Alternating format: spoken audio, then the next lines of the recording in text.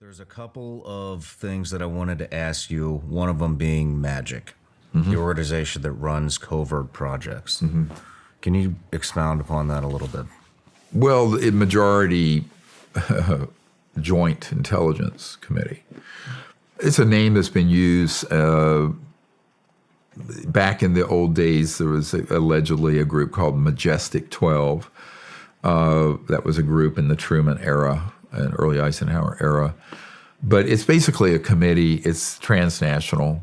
It's people from different countries that are on the upper end policy group of this whole problem.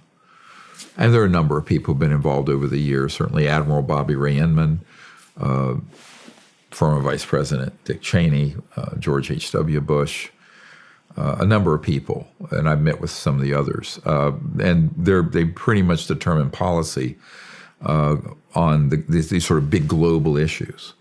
And part of their portfolio would be the UFO issue. Part of it would be all this new energy issue because they're hand in glove, the same thing. Yeah. And then there are other problematic agendas. How many people do you think are involved in this? Well, I think at the upper level, my understanding is about 200 or 300 folks. Globally? Yes. Oh, yeah. It's totally global. You know, I tell people it's not international the way we think of the State Department, and it's transnational. So they basically maneuver, and also in other countries.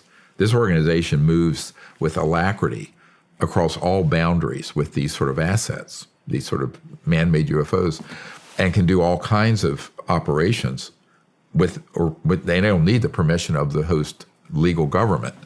So this has become a global power. When Senator Inouye said there exists a secret government with its own Air Force, its own Navy, its own funding mechanism that's above the law and free from the law itself, right? He was chairman of the committees back then.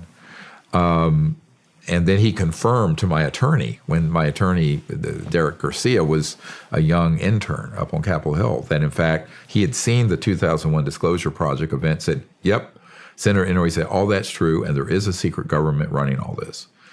So I tell people, don't take my word for it. Listen to this high-ranking senator. There have been a number of people who tried to blow the whistle on this and point people in the right way, and no one followed up on it. And I think we're reaching a point now where I think we're out of time to let this stretch on for another even 2 or 3 years.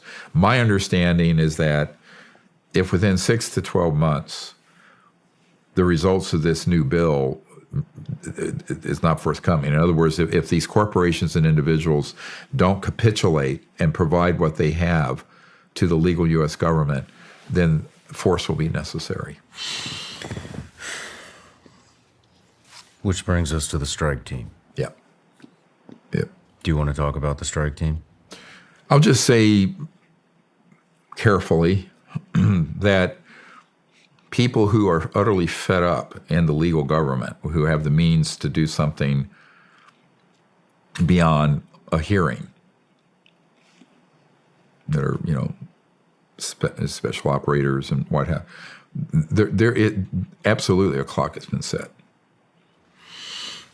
Let's talk about... And the reason for that is they now realize that the organizations doing this are treasonous, and they are subverting the interests and the national security of the United States. And the rogue elements, the worst, are doing all kinds of crimes under cover of Pentagon or under cover of agency, under cover of the government. Excuse me. This is a complete abuse of power. So is this strike team from the U.S. government? I don't want to comment beyond that. It would be it'd be an authorized operation against these illegally run rogue elements. Okay, and obviously with full rights to do so. So obviously, and the real question becomes, those guys, anyone involved with that, would need to have enough detailed information about what the adversary has, right? You're going to walk into an ambush otherwise. So one of the things we have to do is get as much good, detailed information on methods, assets, where they're located, where the bases are, where the entries are, what technologies that can be deployed as a countermeasure. But we're all hoping this never has to happen. Because if the American people listening would actually take action, and and the members of Congress and the White House would begin to take this very seriously, all of that could be avoided.